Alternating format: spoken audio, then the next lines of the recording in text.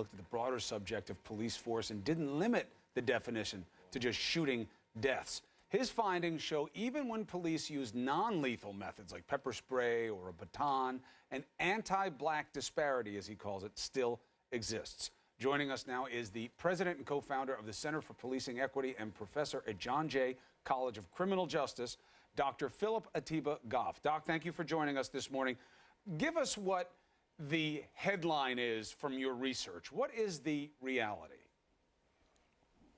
So thank you for having me on. Thank you for engaging with this in a serious way.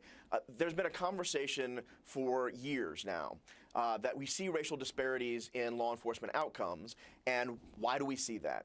On some side, they say, well, it's because of bias on the cops. On another side, they say, well, what's really going on is there's more crime in those communities. And so we wanted to know whether or not crime was a primary or a sufficient explanation for the racial disparities that we see in use of force across the board, not just deadly force. So what we did was we controlled for crime, right, for arrests, which is the best racial demographic data that we've got, by demographics.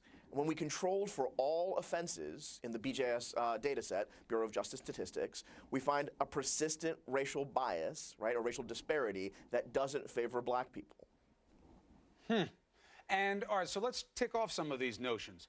Well, the reason that you have more incidents with blacks is because blacks commit all the crime. 70%, 80% of the crime are blacks, and that's why. It's just the number of contacts, not any other factor. Your take. Right, and so that's exactly the argument that we were trying to figure out. In doing science, when the data are as raw and as sort of preliminary as they are right now, and frankly sometimes so poor, it's way easier to say, hey, that's not a sufficient explanation than to say, this is the one explanation. So that's what we were looking at. Is crime a sufficient driver? Is it a sufficient explanation? And it turns out just no in the sample that we had. Now we, in this particular report, looked at 12 cities, okay, but they were a fairly diverse range of cities. So we had transit police, we had county, we had city, we had some police departments that were majority white, some that were majority black and Latino, some that had no majority. And across every one of them, literally every one, when we control for all offenses, right, for all the different crimes that somebody might commit in that area, it turns out that crime is not sufficient to explain the disparities that we see. So when we're having these conversations about what's causing the disparities, you know, contact has got to be one of the issues, because it's much more likely to happen that you have contact with law enforcement if you're black. But it's not sufficient to explain everything that's going on. And that's what we were finding in our report. Is there anything statistical to support the notion that blacks resist more than whites? So it's a great question, and the answer is, unfortunately, and I hate to be a social scientist about that, we just don't know yet.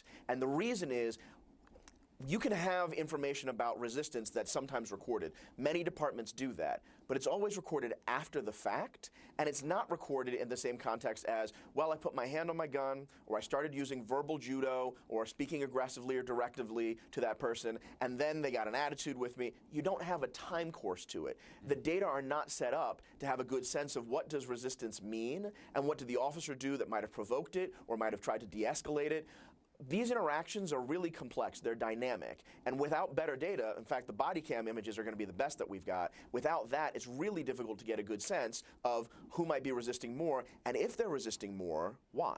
And Professor, a conversation for another time is, why don't you have better data? And that is part of the sin of policing in this country, is that we do not track data there, and the government loves to track data, but why not here? A conversation for a different day. Dr. Philip Goff, thank you very much for helping us understand a complex problem a little bit better.